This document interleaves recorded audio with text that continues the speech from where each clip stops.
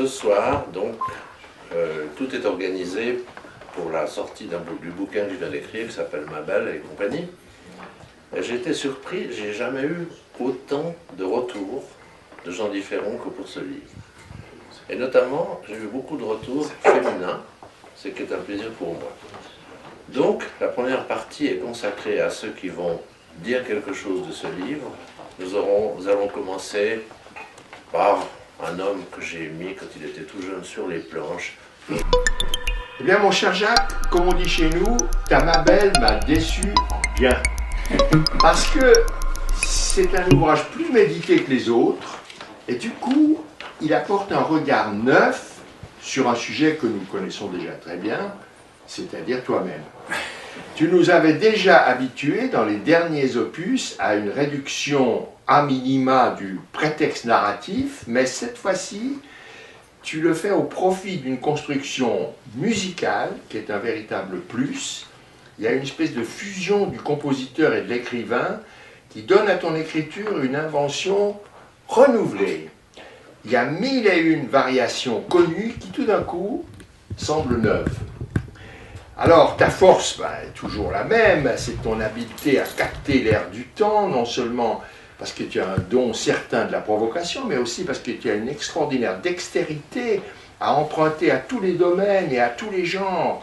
Pour parler comme Macron, la science et en même temps la religion, le cinéma, la télé, dans ce qu'ils ont de plus banal, et en même temps les acrobaties conceptuelles très sophistiquées.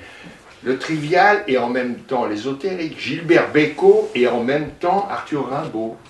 Et ça fonctionne à merveille dans Ma Belle, qui est un livre très riche, que les belles adjonctions à la première version ont encore enrichi. J'ai adoré ton concerto pour une sorcière, où tu rends superbement hommage à Hélène Grimaud et à Clarissa, je n'arrive pas à dire son nom, Clarissa Pinkola Estes, formidables exemples de ces fortes femmes que tu admires, et ton coda est vraiment émouvant. Cette dissolution pacifiée dans la lumière à une poésie authentique, et le silence qui clôt le livre est du très bon Guyonnet. C'est Guitry qui disait que le silence qui suit une œuvre de Mozart, c'est encore du Mozart. Et dans Bruit, Média, Stream, Cinéma, tu racontes une intuition que tu as eue il y a 50 ans. Le jour où il y aura autant d'émetteurs que de récepteurs, ce sera le chaos. Et voilà que ce jour est arrivé. Et si tu me permets une toute petite pique, la modernité que tu as si bien prévue et anticipée, elle te dépasse un petit peu aujourd'hui.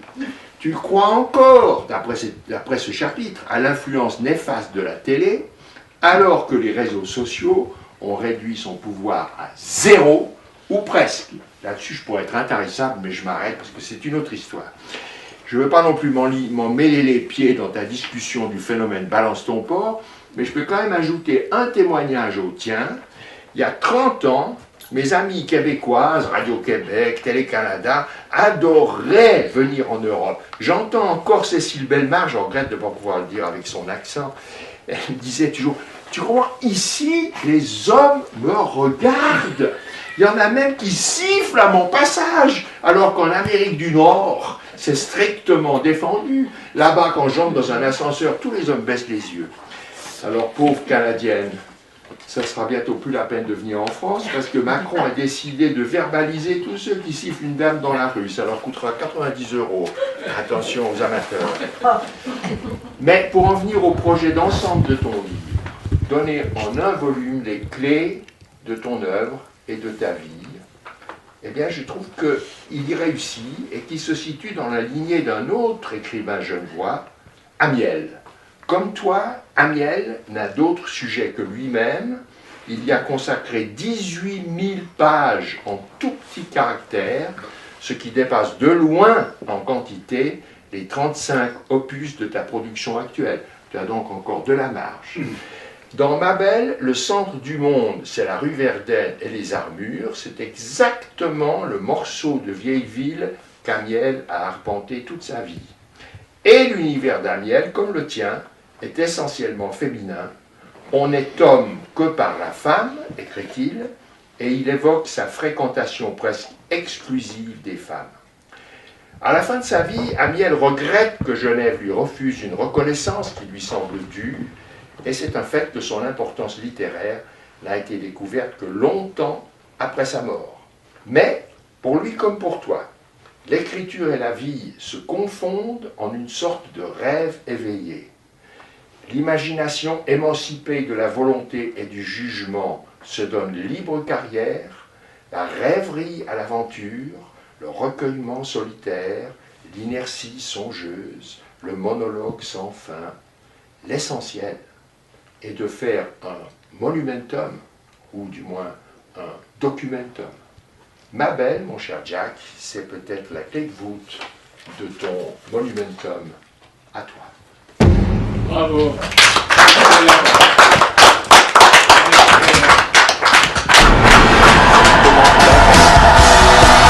Je descends du prospère dans mes longs soirs d'hiver, dans mon lit trop petit. Avec tes dents trop blanches, tes grands yeux qui me branchent en stéréo folie. Et je t'aime comme un fou, t'es parfaite de partout, t'es plus claire que le jour, une réclame pour l'amour, une vraie publicité pour la lubricité. Je suis planté, t'es mon flash, t'es mon tube, toi la fille de la pub.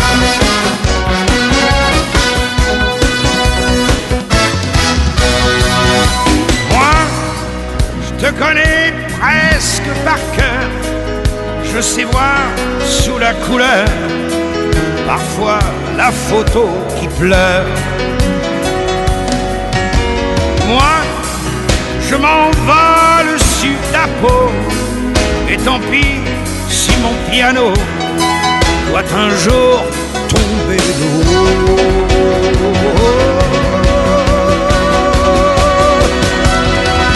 Tu souris sur la une, on t'a donné la lune pour nous vendre un savon. Toute nue sur l'affiche, tu nous colles in English des sonos du Japon. Tu as le goût des fleurs sauvages venues d'ailleurs, et je craque et je flippe, je suis bien dans ton trip. Je voudrais être à bord pour que tu puisses me prendre dans ton clip. T'es mon flash, t'es mon tube, toi ma star de la Je pub. dire que j'ai connu Jacques quand il avait 12 ans. Avec Geneviève, nous étions au collège des Colombières, dont j'ai fait une musique pour l'inauguration de ce collège. J'ai des souvenirs d'Unziker, qui était un type charmant, de Schurch, qui a été le patron général du cycle de natation. Et lui, à 12 ans, était un grand spécialiste des opérettes. Il en savait plus que tous. Ça nous a impressionnés, nous l'avons suivi, et maintenant, il a un poste important au Conservatoire de Neuve.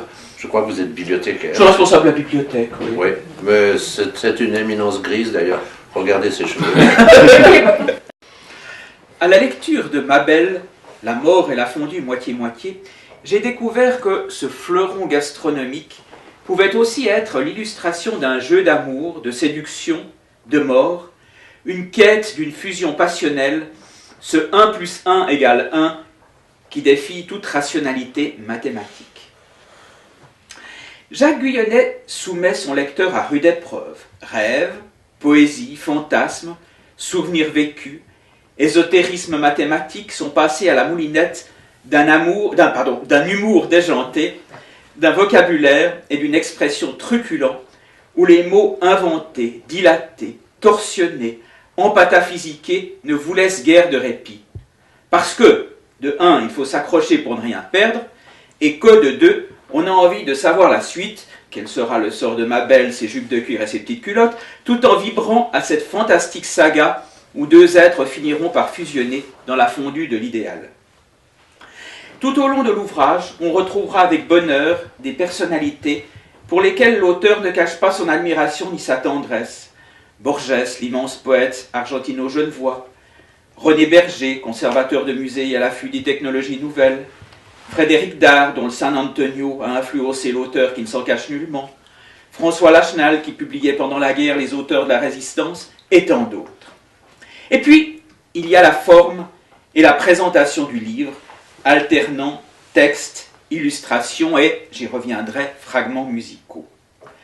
Lorsque vous arriverez au dictionnaire de JGA, ne suivez pas le conseil de l'auteur en joignant de sauter ce chapitre.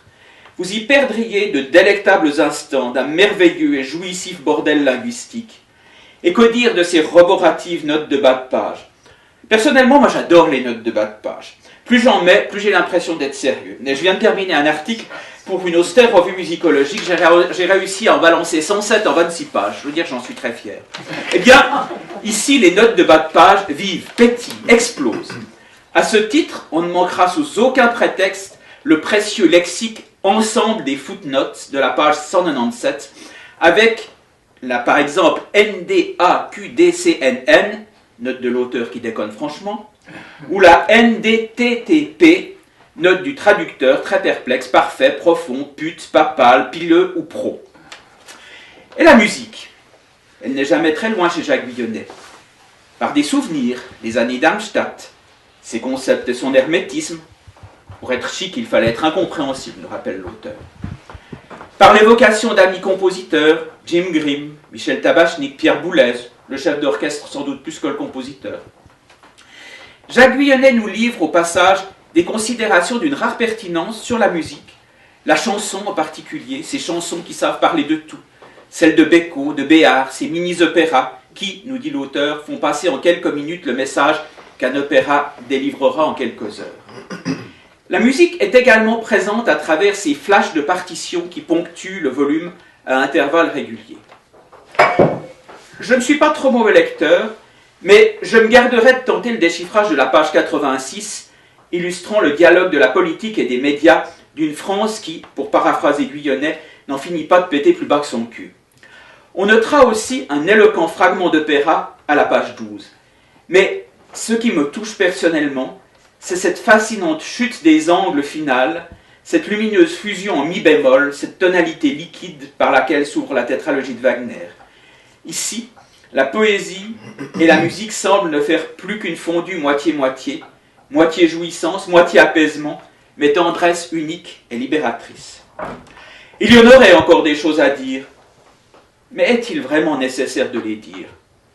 Peut-être sans le vouloir, ou peut-être en le voulant, l'auteur tend un miroir à nos fantasmes, à nos aspirations secrètes, à notre propre vécu. On peut aimer, ne pas aimer, trouver vulgaire, agaçant, obsessionnel, flamboyant, explosif, outrancier, jaculatoire, voire éjaculatoire, foutral, pour puiser dans le dictionnaire JG1. La certitude absolue, c'est que Mabel, la mort et la fondue moitié-moitié, ne peut pas laisser indifférent. Personnellement, j'y ai trouvé matière à réfléchir, à rire, à m'émouvoir, et permettez-moi, cher Jacques Guyonnet, de donner à votre roboratif ouvrage une NDLADMENCHTRGLRD, note du lecteur admiratif, enchanté et ragaillardi. Très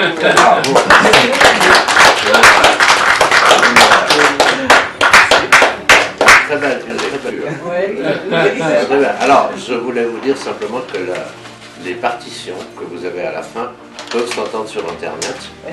Et c'est toujours le prélude de l'Or du Rhin, avec un mi bémol majeur, qui est le premier qui est fait sur un accord sans plus, et ainsi de suite. Je ne veux pas intervenir trop. Merci infiniment. Je suis très touché. Et dans ma liste, je vois arriver maintenant des femmes. Et dans ces femmes, nous en avons 4, dont 2 sont un homme. Mais je vous expliquerai pourquoi. Nous allons peut-être commencer avec Gilles Guyonnet.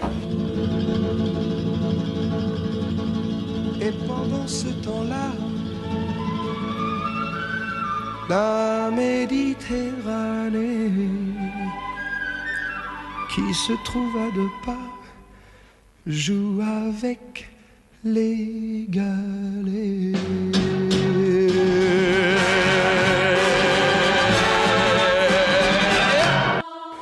Alors, bonsoir à tous. Il me semble qu'il y a ce soir des personnes que je ne connais pas forcément. Je m'excuse si je suis censée les connaître, mais au cas où, je suis Jill et j'ai l'honneur d'être la fille du jubilaire ce soir. Et il y a quelques semaines de ça, Jacques me disait « Oh, pourrais peut-être vous parler de la pseudo-science de mon livre. Alors moi, qui n'aime pas beaucoup les mensonges, je me suis dit, moi je vais plutôt parler de choses que je crois fondamentalement vraies. Et pour moi, il y a une chose qui est absolument fondamentale dans un livre, c'est l'incipit, et plus particulièrement la première phrase.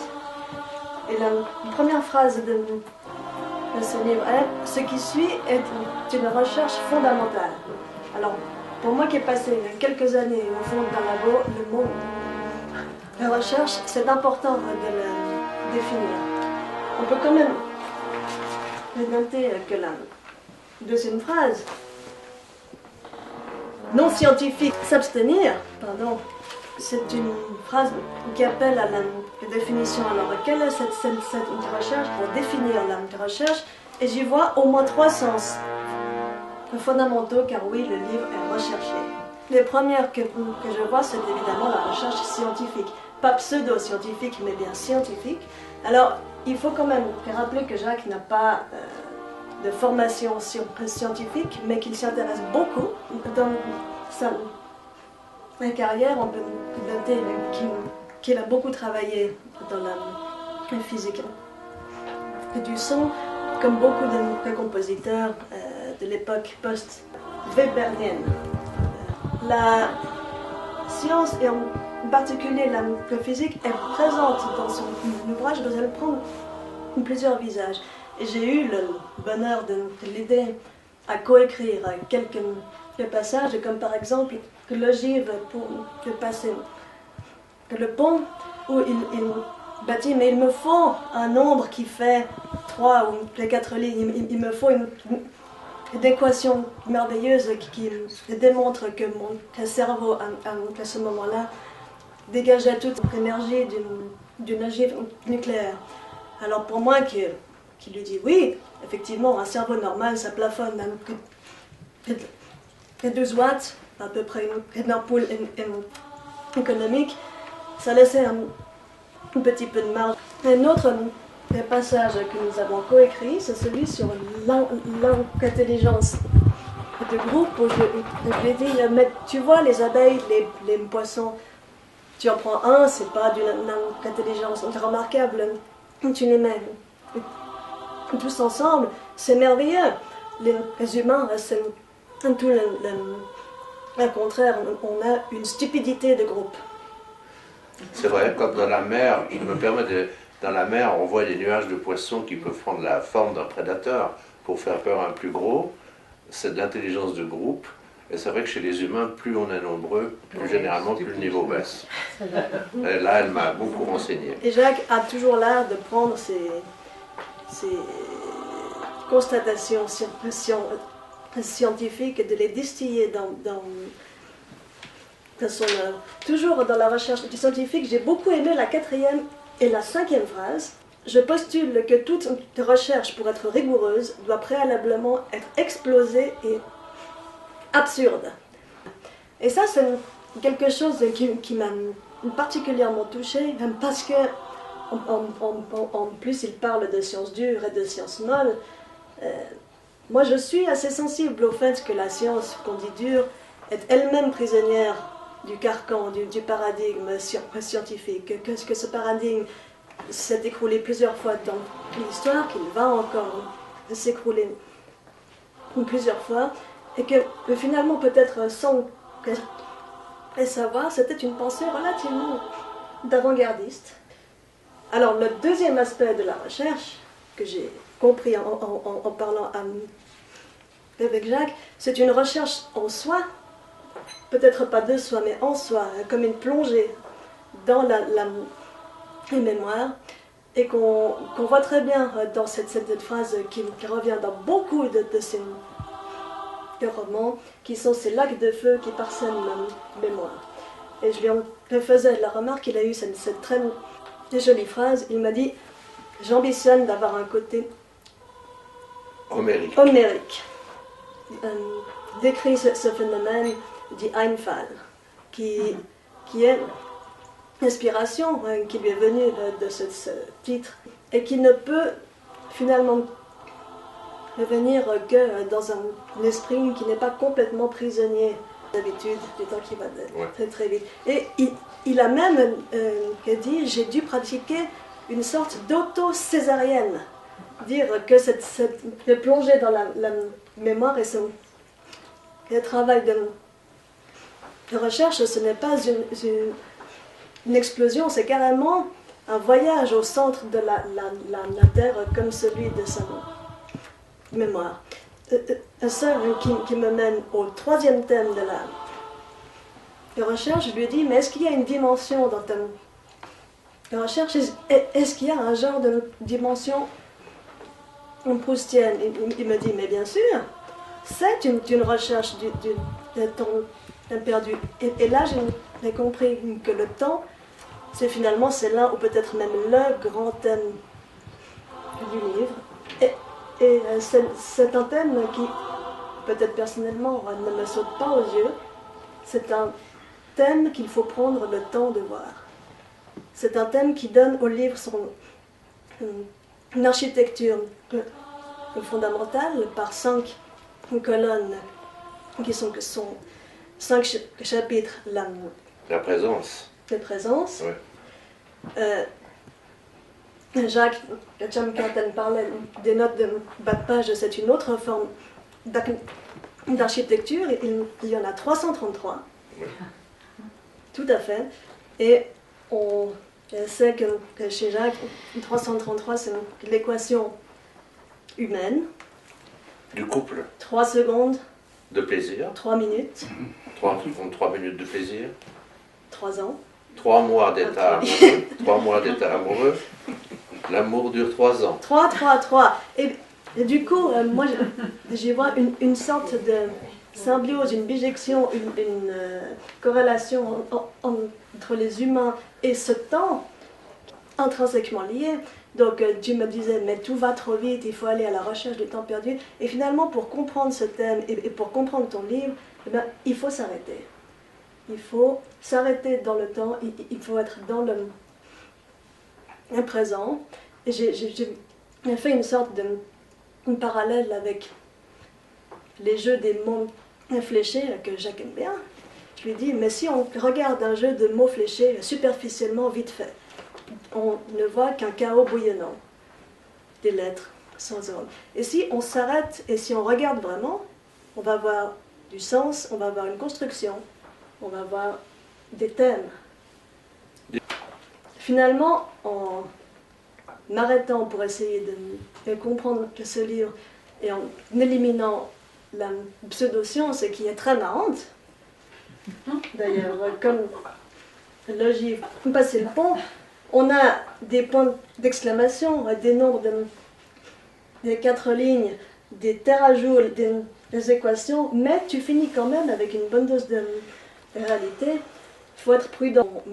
Mon pote ne joue plus avec l'énergie, revient dans le temps des origines, celui qui coule comme une fluide prière.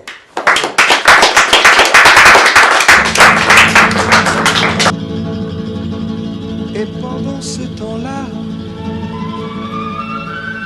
la Méditerranée qui se trouve à 2 pas joue avec les galets.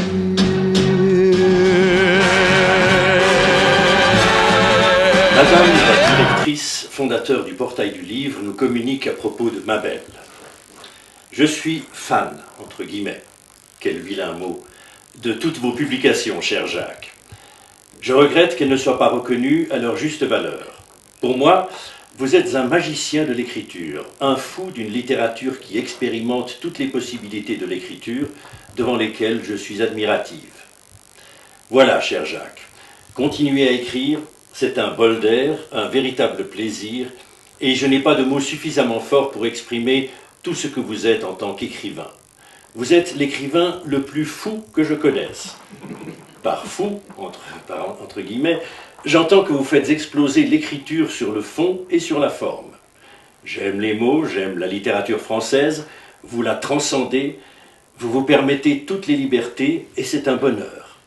Jamais je n'ai vu une telle expression des possibilités de l'écriture, mais peut-être est-ce dû à un musicien? Y a-t-il un lien entre l'écriture musicale et l'écriture des mots? Y a-t-il un lien qui fait qu'un musicien attaché à des notes soit si merveilleux sur les mots? Cher Jacques, continuez.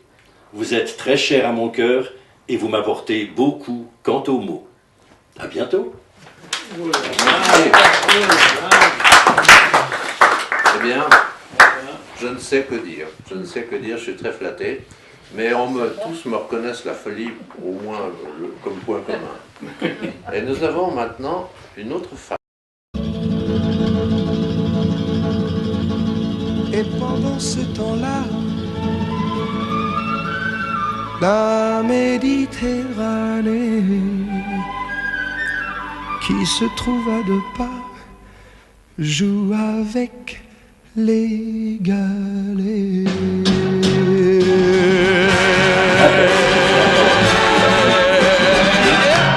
Et en bas, on lit « La femme, c'est la mort ». Ouf. Moi qui considère la femme la vie, cela m'a fait sursauter. J'ai alors ouvert ce livre. Je l'ai feuilleté d'abord, et puis j'ai plongé encore une fois dans ton monde. Ton monde, ton livre est fait de mots, mais aussi d'images et de musique, et plus encore, tes livres sont faits d'énergie. Ce sont des êtres vivants, surprenants, aux visages multiples. Dans cette nouvelle aventure à la recherche des secrets de la fondue moitié-moitié, qui symbolise ici l'union parfaite entre la femme et l'homme, Mabel guide Jacques et le lecteur jusqu'à faire une plongée scientifico-philosophico-culturelle dans son vagin. Mabel est le guide sexuel et spirituel du livre, un autre nom, un autre visage d'elle, de la présence, la seule femme enveloppée et porteuse d'amour. J'adore les réflexions philosophiques de Jacques. Elles sont profondes, elles sont areligieuses et apolitiques. Elles sont libres. Elles sont hautement spirituelles. Elles nous relient à l'invisible, au frisson de l'existence la plus incompréhensible, celle qui ressemble à un étrange tableau de Dali. Mais avec Jacques, le surréel devient réel. Voilà le vertige. Dante a été guidé par Béatrice, Borghese par cette mystérieuse Béatrice Viterbo, et Jacques par la présence, la moitié-moitié de Jacques, cette femme magnifique que j'ai appris à aimer livre après livre. Ainsi, Jacques, tu arrives à faire quelque chose de très beau. Comme Borghese, tu sais contrarier ces infinis, la femme et la mort. Comme tu le dis, Jacques, il ne faut pas se soucier de sa disparition ou de son immortalité, car elle existe dans l'univers. C'est ce que tu appelles la couronne de lumière. C'est Dieu, c'est chacun de nous. C'est de l'amour. Merci, Jacques. De tout cœur avec toi, Lia. En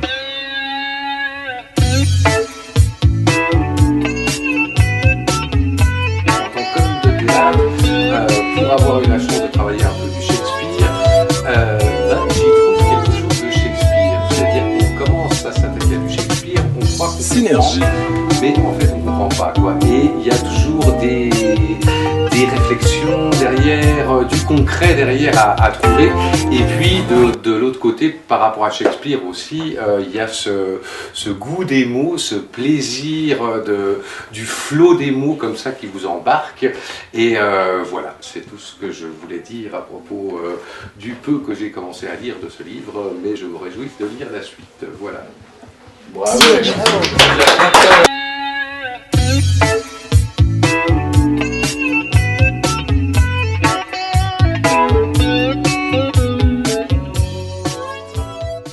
Passons, je crois, au dernier intervenant, qui est un homme dont nous reparlerons, un écrivain que j'aime beaucoup, qui a été le premier d'ailleurs à parler de mes livres dans la presse, le Big Bang, et c'est Daniel Fatoré, qui est...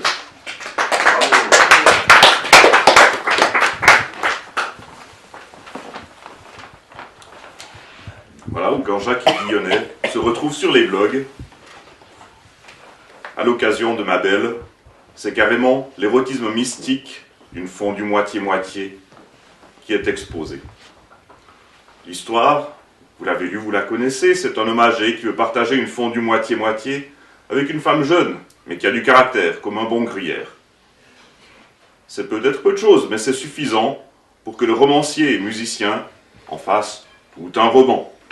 Comme il est d'usage, le lecteur se trouve en présence d'un livre foisonnant et inventif qui n'hésite pas à partir dans tous les sens, y compris et surtout les plus loufoques. Le narrateur, cela pourrait être Jacques Villonnet lui-même, montre l'approche d'une femme comme s'il s'agissait de la découverte d'une planète. Dès lors, l'écrivain consacre plus d'un chapitre à sa manière de voir les femmes, la femme. Une vision paradoxale. D'un côté, on sent ce narrateur très sûr de lui, il n'hésite pas à se mettre en scène dans des situations où il est adulé sans limite, par exemple au Mexique, et de l'autre, il reconnaît à la femme une infinie supériorité par rapport à l'homme. Cette scène au Mexique est importante dans la mesure où elle illustre aussi le vide du discours. C'est l'aboutissement d'un ou deux éléments présents dans ce roman. Il y a d'une part la caricature des discours officiels. Peut-être que Jacques Villonnet s'est souvenu de certains mots prononcés dans le cadre de l'UNESCO. D'autre part, c'est une caricature de ce que l'on peut parfois dire sur la musique, pour peu qu'on soit philosophe. Pour l'écrivain, après tout, les philosophes, ça complique tout. Au contraire des compositeurs, de chanteurs de variété. En bon musicien, Jacques Villonnet place quelques réflexions sur l'art de la chanson, opposé à celui de l'opéra. Avec justesse, il loue la concision extrême de toute chanson, qui se contraint à créer une histoire, un univers, en moins de 3 minutes. Alors qu'un opéra peut se payer le luxe d'être long.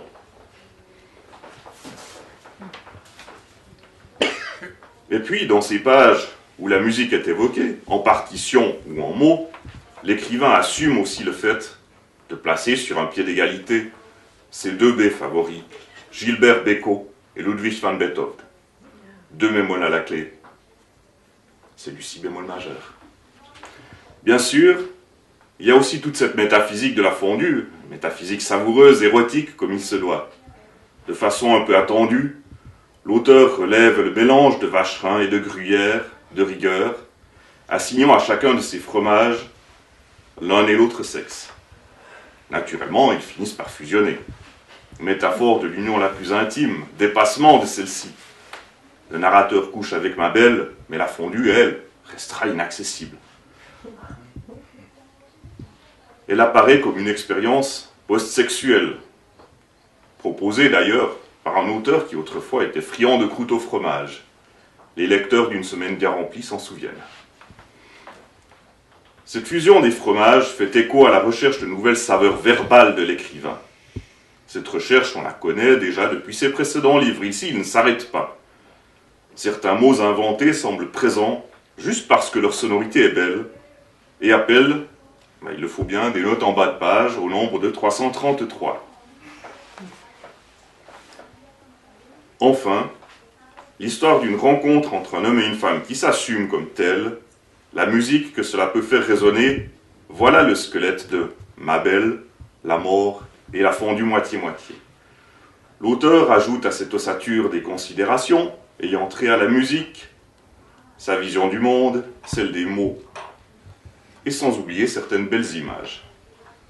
C'est ainsi qu'il crée tout un univers à partir d'un sentiment ressenti à l'égard d'une femme vue comme une déesse, pour reprendre les mots de Jean d'Ormesson, patuit dea. C'est que, et l'auteur le confirme en fin de récit, l'amour est le moteur de ce livre et de toute vie. J'ai dit.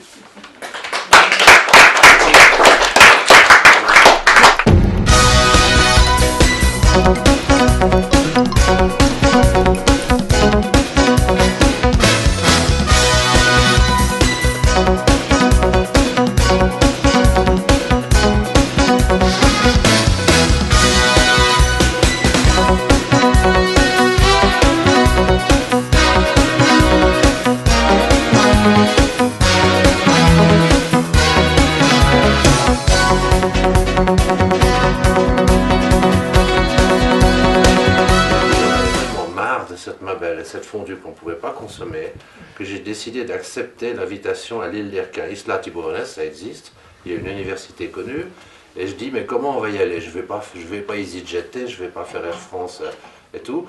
Et puis je dis, mais c'est simple, il faut prendre le coin de la réalité qui est en bas et faire... Et on se retrouve là où on voulait aller, sauf qu'il faut être bien concentré parce qu'on peut se trouver au cœur d'une étoile ou bien dans le bureau de son percepteur. Ça, c'est le sourire. C'est la Joconde. Qui est au Louvre? Qui est à Paris. Et comment on va faire pour aller à Paris? Comme ça.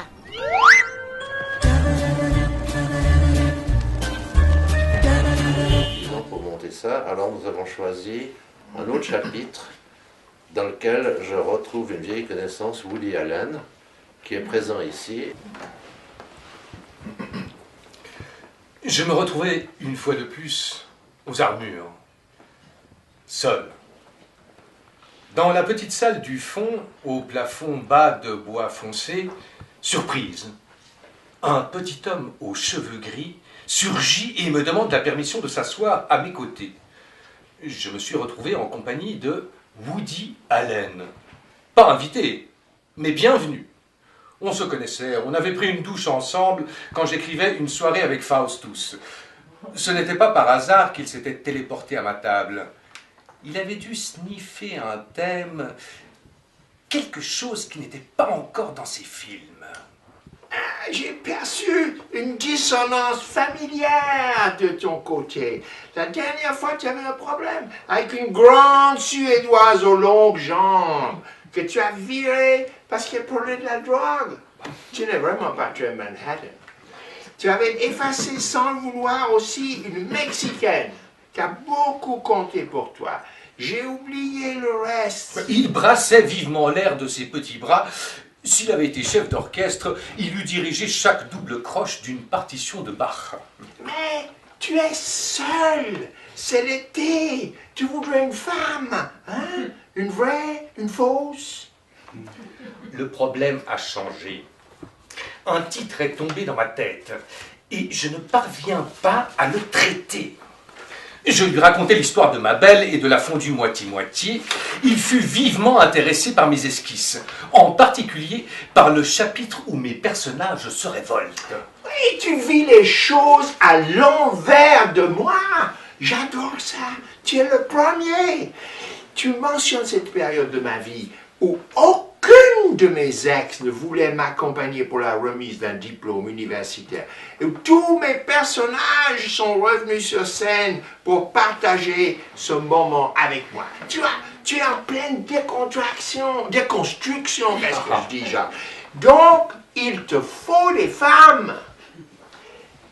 Ne fais rien. Elles vont s'organiser entre elles. À côté des femmes, le Strategic Air Command, Brussels, le CIA, McDo, le Banque Rothschild, Apple, Facebook, tous les GAFAs, le NSA, ne sont que des gamins idiots. Ils n'ont aucune idée de ce que c'est la guerre absolue. Mais les femmes, elles le savent. Alors, voyons le catalogue. Catalogue, mais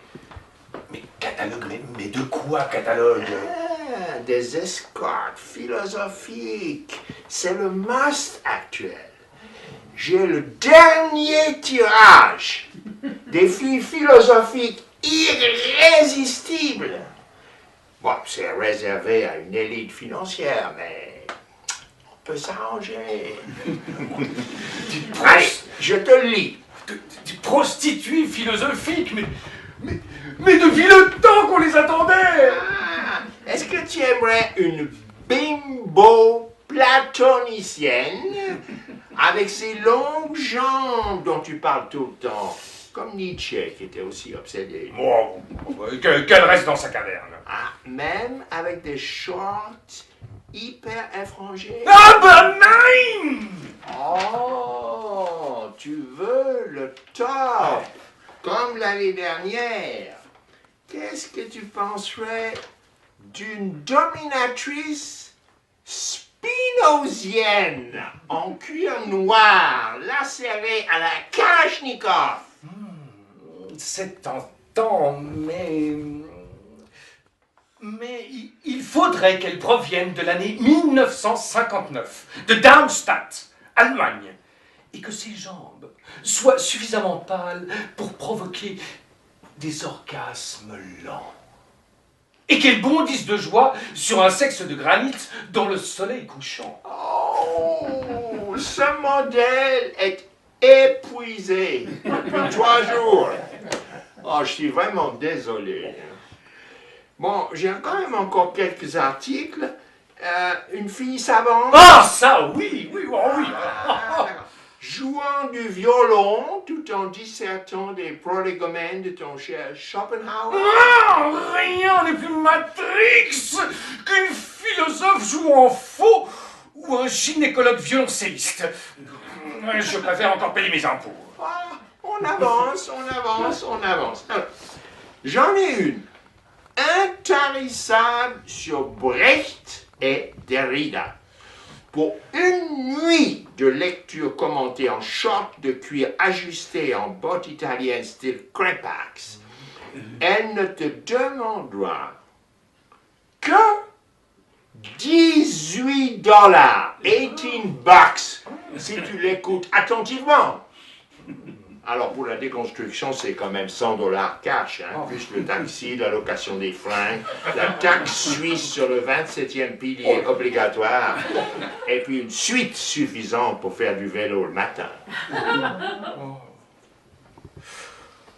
Et où sont parties toutes celles qui lisent du Dormesson en burqa, du Silverberg en string, du Hollande en jupe de grande surface, ou du Poisson avec un cousteau?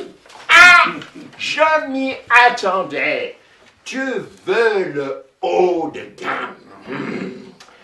Alors, il y aurait une thésarde qui aime disserter la nuit sur Joyce. $80 avec un café noir arabica, des œufs au bacon et des saucisses frites. Et dans les recommandations spéciales, j'ai aussi une experte en sémiologie qui a des jambes sublimes et un casque de cheveux noirs. Hein? $100, tout rond, sans supplément. C'est quand même une affaire, non? Alors, j'ai donc aussi la meilleure exégète de Proust, hein? En short de débardeur. Elle te fera retrouver le temps perdu. Mais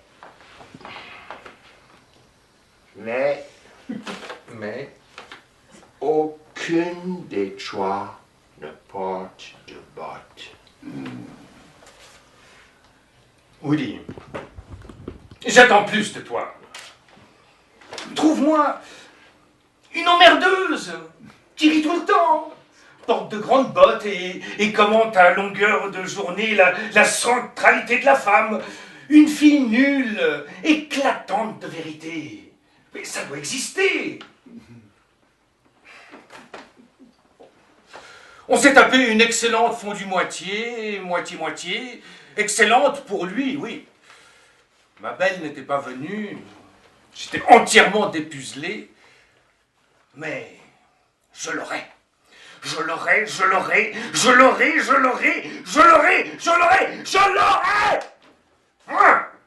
Très bien.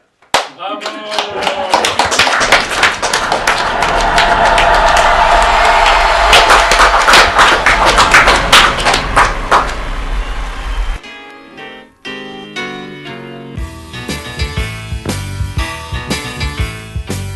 Notre Père qui êtes aux cieux,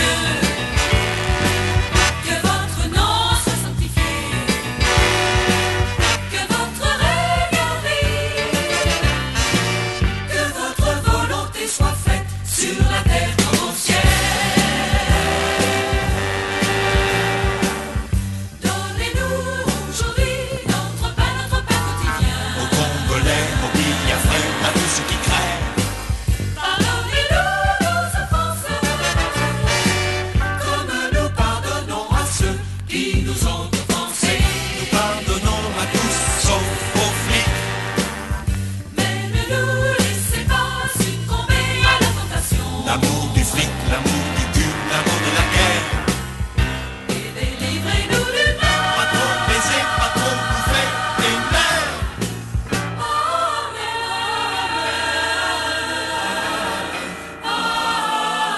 Bonsoir mesdames et mesdemoiselles, messieurs, bienvenue donc au jeu des Speed Spin et j'appelle tout de suite Anna Bergman.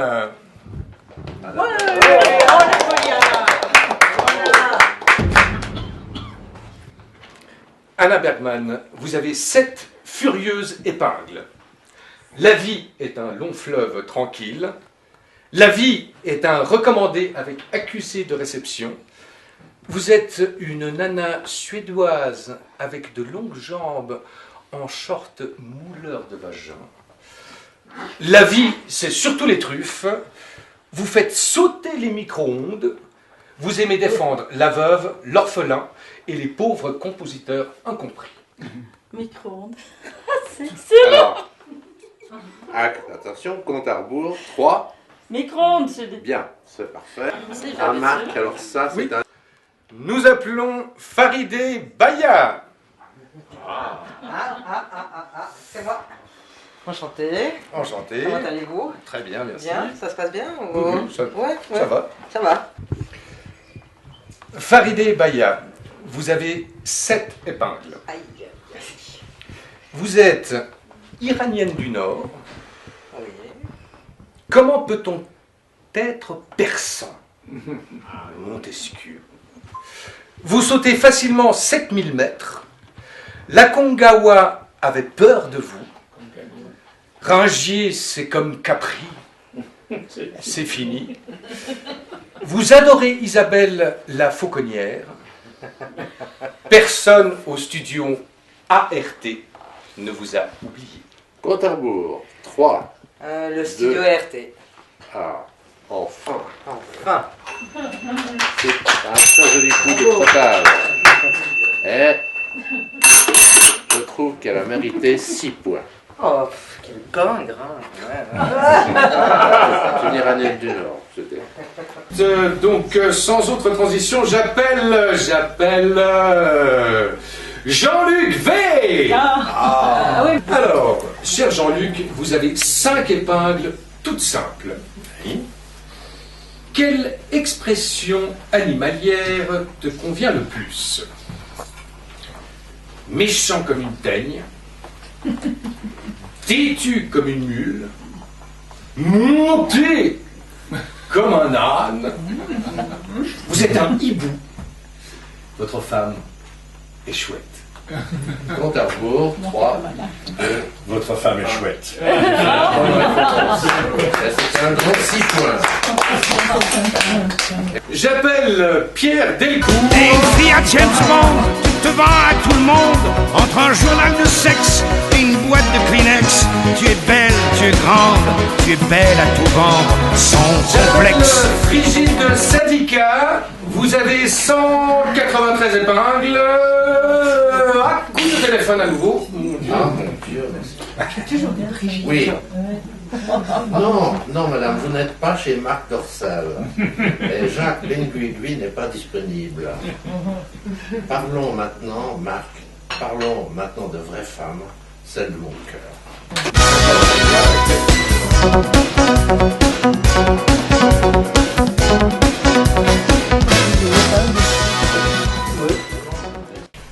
J'appelle Elias Siliki.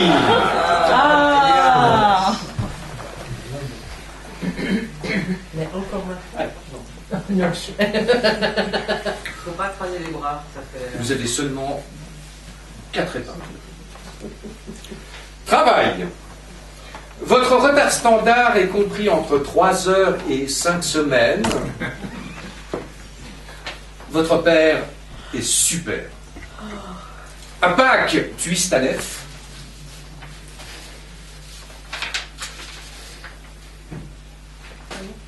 Service fédéral du contrôle bougnoul. Nous avons analysé votre dossier. Il apparaît que vous aimez Les nanas, les boudins, les meufs, les filles, les chics, les top, les culs, les femmes poupées, les soubrettes érotiques, les danoises, les espingouines, les poulettes et leurs cyprines, les fatales, les founes, les foufounes, gazon béni, celles qui marchent au printemps dans la rue, les allantes, les chattes et les timides, les conquérantes, entre autres espèces. Donc, notre département a conclu que vous étiez... Quoi? Ah ouais. Faiblement hétérosexuel. 3, 2, mon père est super. Well. Hi Jack. Glad to see you again. That creep just fucked me a few days ago. Per service. Oh, la. Kanchsks.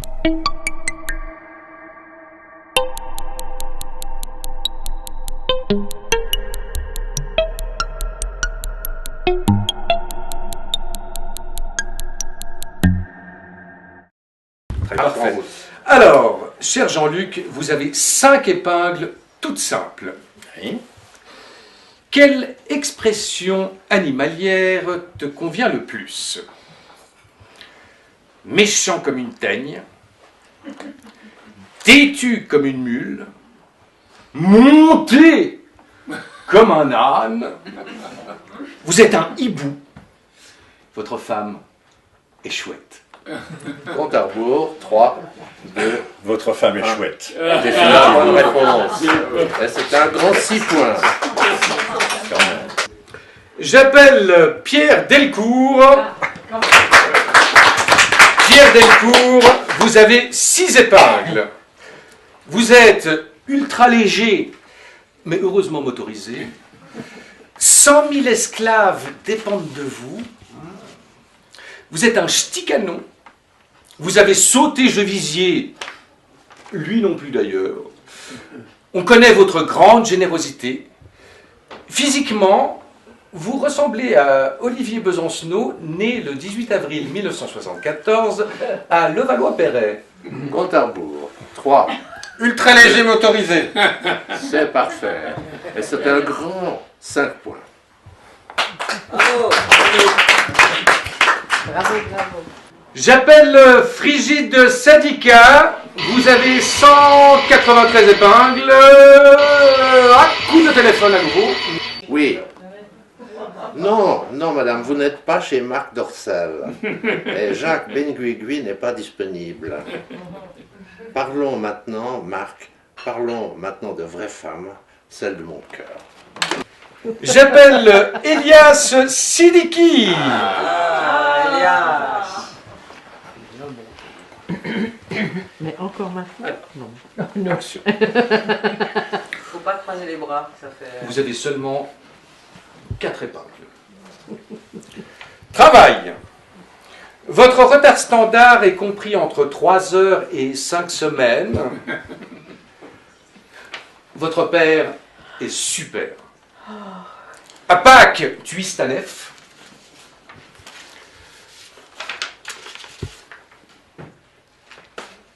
Service fédéral du contrôle bougnoul. Nous avons analysé votre dossier. Il apparaît que vous aimez... Les nanas, les boudins, les meufs, les filles, les chics, les top, les culs, les femmes poupées, les soubrettes érotiques, les danoises, les espingouines, les poulettes et leurs cyprines, les fatales, les founes, les foufounes, gazon béni, celles qui marchent au printemps dans la rue, les allantes, les chattes et les timides, les conquérantes, entre autres espèces. Donc, notre département a conclu que vous étiez faiblement hétérosexuel. 3, 2, mon père est super. Magnifique. Et ça, c'est cloche d'abord. Et ça vaut 11 points. 11 points. Ouais.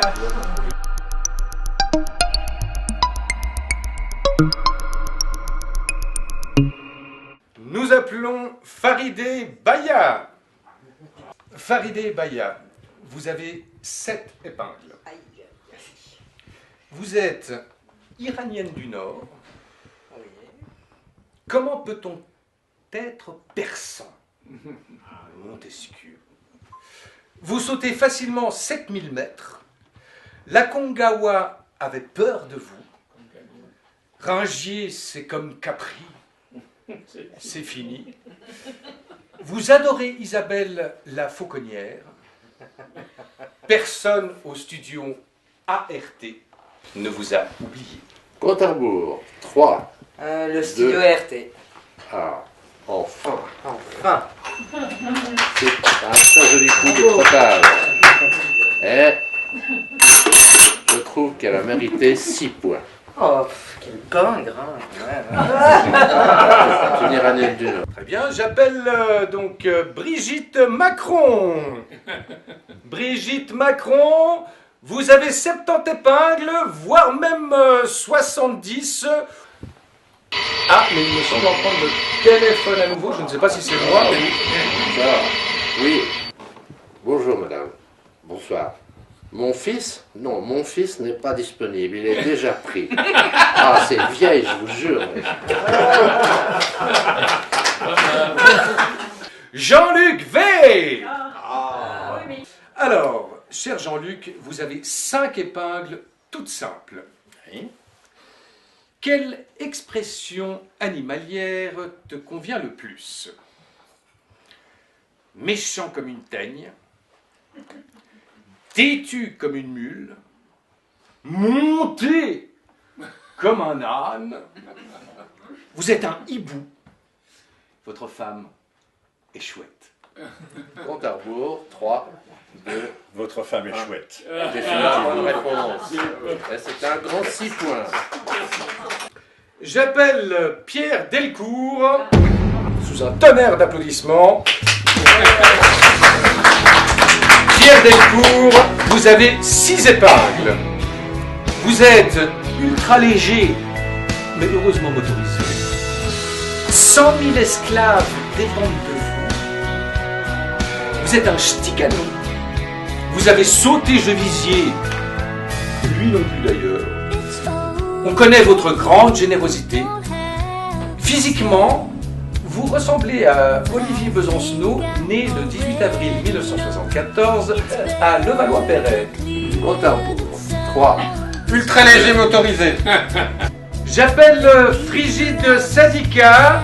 Vous avez 193 épingles. Un coup de téléphone à nouveau. Oui. Non, non, madame, vous n'êtes pas chez Marc Dorcel. Et Jacques Benguigui n'est pas disponible. Parlons maintenant, Marc. Parlons maintenant de vraie femme. Celle du monde. Bonsoir Jacqueline. Vous avez 7 épingles. Vous n'avez pas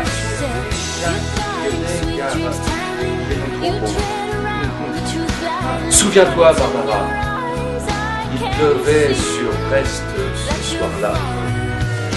Il était marié. Vous n'aviez pas le temps. Il avait ses périodes. Vous le désiriez trop. Compte à rebours. 3, 2. Il était trop beau. Ça, c'est imparable. C'est un grand 10 points.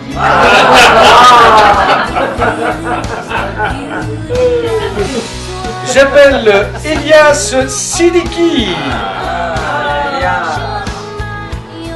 Vous avez seulement 4 épingles. Travail. Votre retard standard est compris entre 3 heures et 5 semaines. Votre père est super. À Pâques, tu Istanef. Service fédéral du contrôle bougnoul. Nous avons analysé votre dossier. Il apparaît que vous aimez Les nanas, les boudins, les meufs, les filles, les chics, les tops, les culs, les femmes poupées, les soubrettes érotiques, les danoises, les espingouines, les poulettes et leurs cyprines, les fatales, les founes, les foufounes, gazon béni, celles qui marchent au printemps dans la rue, les allantes, les chattes et les timides, les conquérantes, entre autres espèces. Donc, notre département a conclu que vous étiez... Quoi ouais. Faiblement hétérosexuel. 3, 2... Mon père est super. Magnifique. Et ça, c'est cloche d'abord. Et ça vaut 11 points. 11 points. Ouais.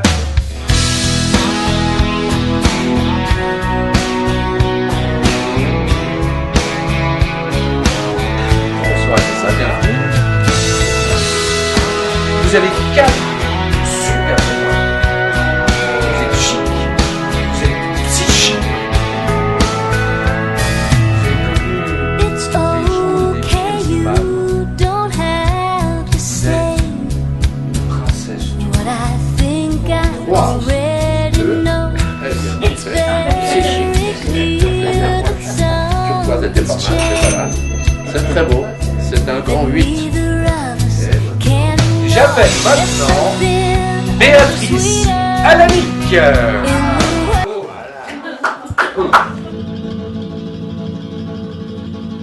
Et pendant ce temps-là, la Méditerranée qui se trouve à 2 pas joue avec les galets. Bonsoir Béatrice. Vous avez 6 sensuelles épingles. Vous avez tous les tuyaux. Vous avez sucé François Hollande. Vos pieds illuminent les pédales. Vous vous tapez un cumulonimbus. Vous figurez dans les versets hallaniques. Vous êtes vive, jolie et fraîche. Vos jambes sont si jolies qu'en s'y penchant pour boire, le pauvre Karl Lagerfeld y perdit la mémoire. Compte à rebours, 3, 2... Les pieds illuminent les pédales. Bien, on a eu peur. Moi, je trouve que le N'est-ce dernier... pas, Jean-Luc? Tout à fait. Je trouve que le dernier était joli quand même. Ouais. Ouais. Vos jambes sont si jolies qu'en s'y penchant pour boire, le pauvre Karl Lagerfeld y perdit la Oui, mais mémoire. la phrase était trop longue, je ne peux pas m'en souvenir. Non, c'est un peu alexandrin. Eh bien, voici le dernier rappelé. XY Buinzo. Vous avez 7 épingles hallucinées. Votre vrai prénom est Christian Manuel Zurückgebunden Joseph Basilik Gildberg von Fromm.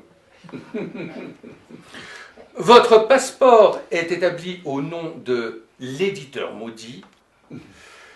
Vous avez provoqué le crack de 2008. Je serai peut-être votre père, mais pas vert. Nous avons cherché un verbe défectif sur votre nom. Voici les premiers résultats qui nous sont parvenus. Je buinze, tu baises, il buzz, nous bazotons, vous azotez, il buinzote. Compte à rebours, 3. J'ai provoqué le crash de 2008 et je provoquerai aussi celui de 2018. Voilà. Très bien. Ça vaut un grand 9. Merci. Eh bien, mesdames et messieurs, merci de votre collaboration. Nous verrons au montage ce qui sort de tout ça. Vous avez été tous merveilleux, soyons simples.